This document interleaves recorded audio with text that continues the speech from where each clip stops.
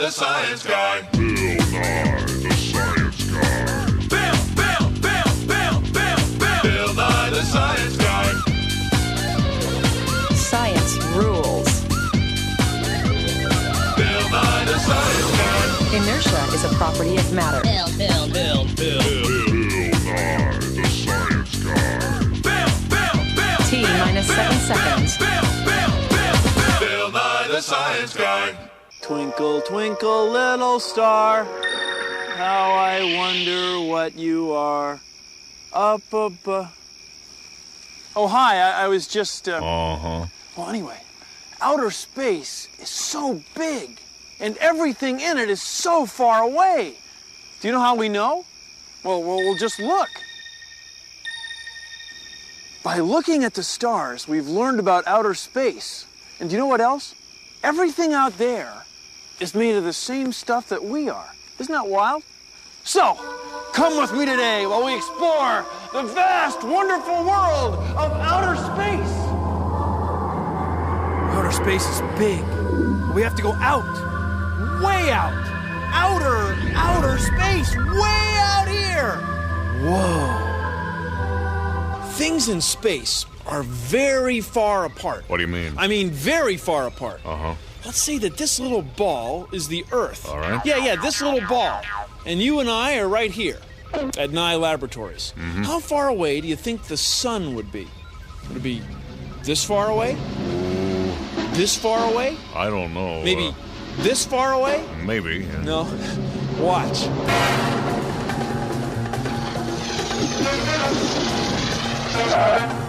Would be this far away. Whoa. 20 meters. That's right.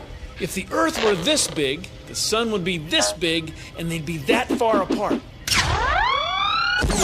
Now, what about the planets and other stars and galaxies? I don't know. Well, they're really far apart. I mean, they're way out there. Our Earth is big, and so is our solar system, sure. But look at the sky at night.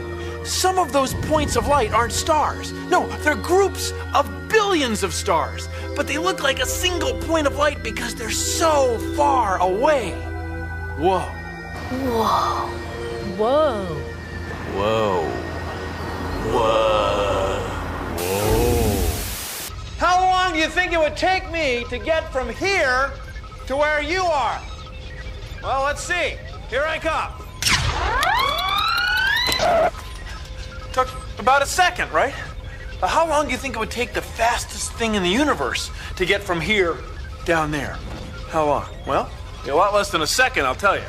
Here's the fastest thing in the universe. It's light. Light goes 300,000 kilometers every second. Not 300,000 kilometers an hour, not 300,000 kilometers a minute, but 300,000 kilometers a second. The things in the universe, things like stars and galaxies, the things in the universe are so far apart that it can take even the fastest thing there is, it can take even light, millions and billions of years to get from one place to another, even at the speed of light, which is pretty fast. So what you're saying, Bill, is the closest star to our sun is 4.3 light years away? That's right. Now, a light year is the distance that light travels in a year. Now, light goes pretty fast, and a year is a long time. So a light year is really far. 9.5 trillion kilometers. Wow. So that means some of the stars we can see right now may not even exist anymore? That's right, that's right.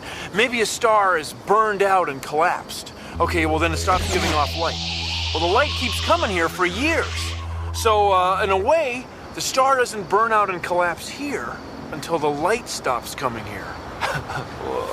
Did you know that?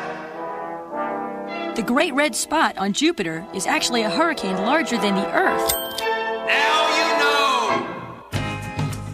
How far is far? On Earth, far may be to the other side of this lake, or across the city, or across the country.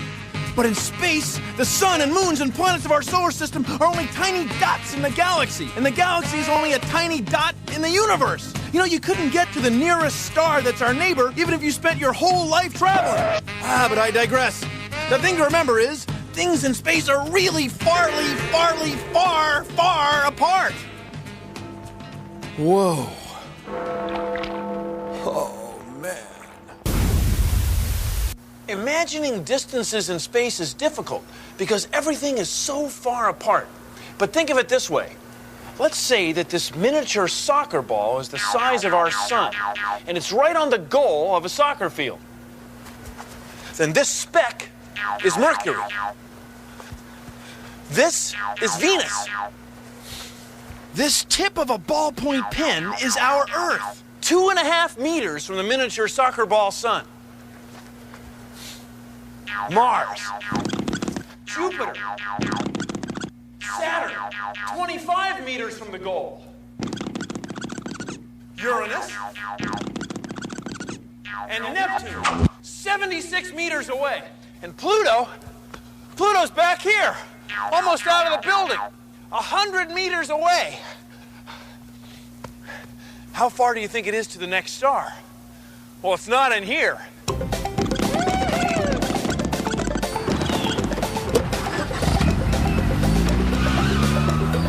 Kids, don't drive this way at home. You could leave tire marks on the living room carpet.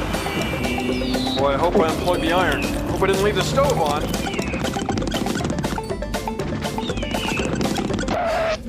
It would be here. The nearest star would be here. 7 hours of highway driving, about 700 kilometers away. And that's only if you think of the star as being this big. I mean, real stars are huge, enormously huge, Right. enormously, bigly huge. All right, already. Nothing like this. You couldn't get to the nearest star if you traveled your entire lifetime. No way. It's kind of cold out here. Have you ever heard of the Big Dipper? The Big Dipper is a constellation. Now, a constellation is a group of stars that we've given a name to help us find certain stars or recognize them. Now, ancient Greek and Roman astronomers gave all sorts of constellations names, and we still use a lot of those names today, like Orion the Hunter, Cassiopeia the Queen, and the Big Dipper. You know, I don't think the Big Dipper was an ancient Greek or Roman name.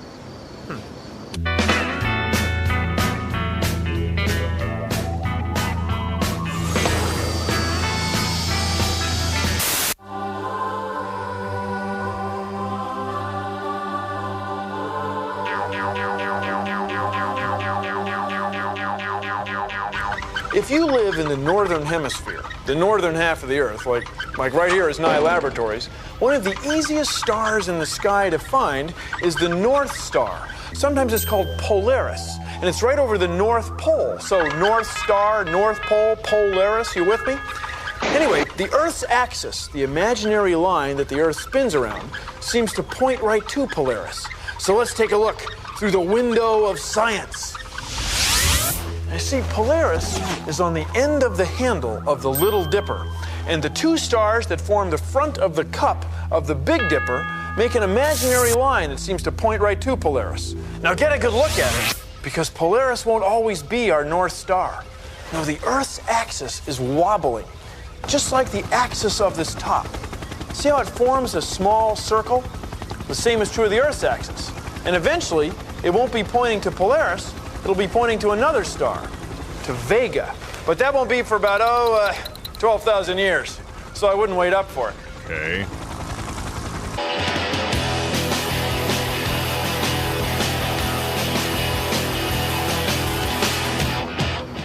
Whoa, dude. This is awesome. Definitely. Awesome.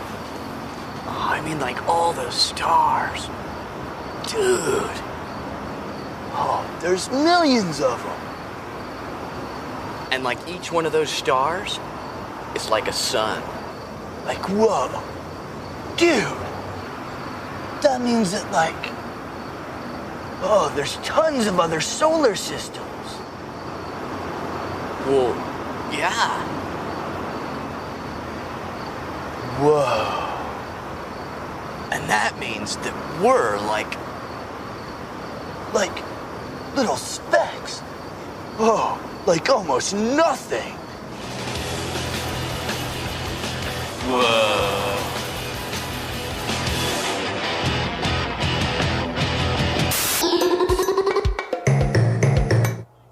People have always used their eyes to study stars and planets. Sometimes they use astrolabes. You can make one. All you need to do is cut out a piece of cardboard so it looks like this.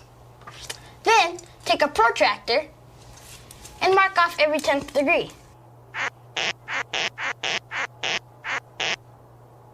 Now draw lines.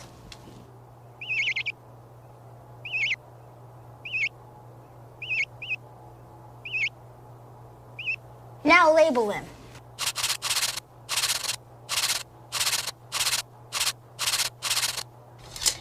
Then take a straw and tape it on the side. Then take a string that has a washer tied to it and tape it on the other side.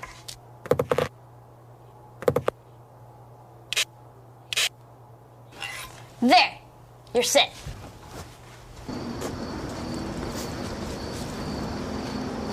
Go outside at night and look through the straw and find a star. Find out where the weight hangs on the astrolabe. Come outside a couple of hours later and find the same star. You'll see that it moved. That's because the Earth is turning. Astronomers also use astrolabes to find out the motion of stars and find planets. It's freezing. I'm Eric Wilcox, and I'm a staff scientist and astronomer here at the Very Large Array. You know, what astronomers do is to try to figure out what is going on with a variety of objects out in space.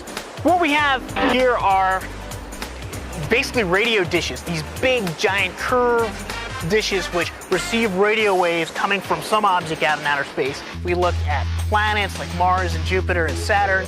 We look at stars. We look at galaxies, like our own Milky Way, but beyond our Milky Way. What we do is through a variety of computers is we turn that electronic signal into an image. We can then display that image on our computer screen. So most of the science comes in looking at that screen, looking at the image, and really that's really where we do what astronomers do. The basic idea, and as scientists in general and astronomers in particular, our goal is to understand the universe. Whether or not there is Klingons on the other side of the galaxy, I don't know.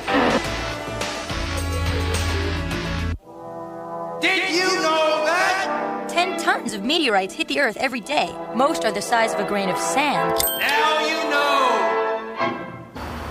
Science. Whoa. About 2,000 years ago, in the town of Alexandria, which is here, near the mouth of the Nile River, what is now Egypt, there was a guy named Eratosthenes. And he was the librarian of the great Library of Alexandria. One day, he came across a note from someone who lived here in the town of Sina. And the note said, at noon on the longest day of the year, sticks cast no shadow, and we can see all the way to the bottom of our wells. Eratosthenes realized that where he lived, sticks did cast a shadow, and he couldn't see to the bottom of wells. And he got to thinking about it, and he realized, the Earth must be round. Yeah, we must be living on a big ball. That's the only way for there to be no shadow here and a shadow here. So he measured the shadow that the stick cast, and then he paid someone to walk from Alexandria to Sina and keep track of the distance as carefully as he could. Well, that distance turned out to be around 800 kilometers, and the shadow was about a 50th of a circle. So then he multiplied 50 times 800, and he got 40,000 kilometers, and that's the distance around the Earth, what we call the circumference of the Earth. So check this out. This guy made observations of a star, our sun, and he figured out the size of a planet, our Earth. The same kind of observations that you can make. Hey, not bad. فعندها طلب أريتوستنيس من راع كان هناك: يا أخ، امشي إلى سينا وقس المسافة إلى هناك. هل أنت مجنون؟ قال الراعي. المسافة تكشف لي عن حجم العالم، قال أريتوستنيس. ادفع لي بالميل، قال الراعي. وعليه اضطر أريتوستنيس أن يدفع للراعي أجرته مضاعفة، ومضى الراعي في رحلته. إن رجلي متعبتان حتى الموت، قال الراعي.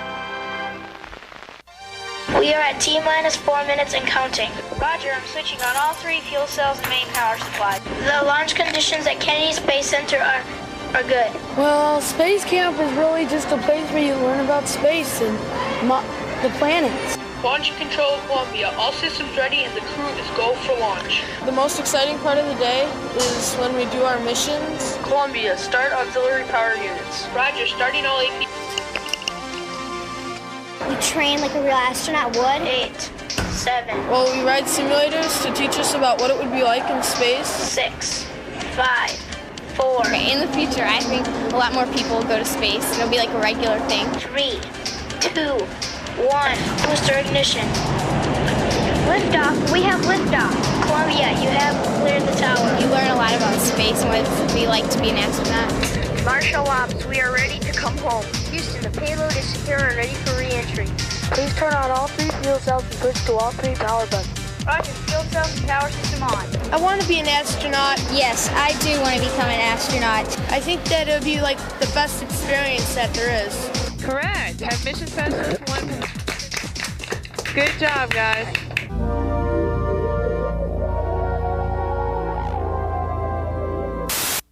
Welcome back to the Star Cook. Thank you. Welcome back. I'm Michaela, and I'm here with my very special guest, Mr. Bill Nye. Thank you, everyone. Michaela, it's so good to be back on the show, and you are looking fabulous. Thank you. You too. Oh, thank you, Michaela. So tell me, Bill, what are we going to do today? We have here the ingredients to make virtually anything. Oh, these are different kinds of atoms. That's right. These are all the different elements, all the different kinds of atoms in the universe. Now, atoms come from stars. Now, take, for example, our planet. Our planet has a lot of iron and silicon, along with many other elements. And our star has a lot of hydrogen and helium. Now, Michael, oh, that's our hydrogen. Almost lost it there. It's okay, everybody, it's okay. Now, Michaela, you and I are 65% water. Right. Now, what's water? H2O. That's right, H2O. I have some water here, which I prepared earlier. Well, of course. And the water is 2 parts H and 1 part O. H2O, water. So with this here, we can make virtually anything. Well, actually, no. Because in order to make all these atoms, you need the force of exploding stars and billions of years. But brownies, on the other hand, only take about 35 minutes. And even brownies are made of atoms. That's right. Oh, Bill, this looks fabulous. People, it looks fabulous, doesn't it? Oh, thank you. Here, Michael, you please have the first one. Oh, thank you. Oh, delicious. We'll be right back. Thank you. Now, people say, why make observations of stars? Why look into space? Are you kidding me? It gives you a perspective of where you are in the universe, of what we do all day. I mean, what are you trying to make some kind of joke? I mean, we are made of the same material as stars. Stars, you, me, the camera, the television you're watching, everything made of the same stuff that stars are made of. So you have to study stars in order to understand what we're made of, for crying out loud. Whoa.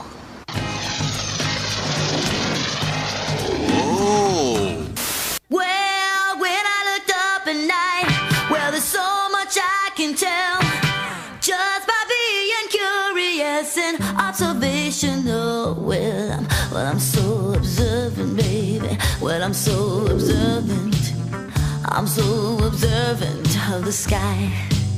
Well, we're in a solar system, and solar that means sun, and the sun is one star in a galaxy of billions and billions. Well, I'm so observant, baby.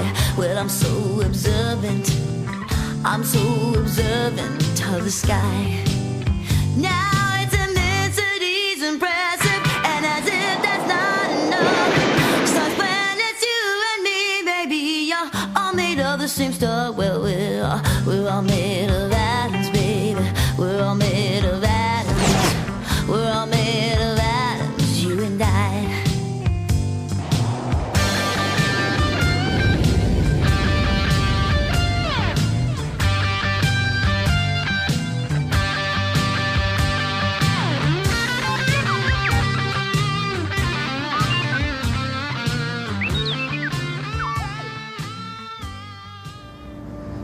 You know, since the show started, the light coming out of your television set has gone about 540 million kilometers.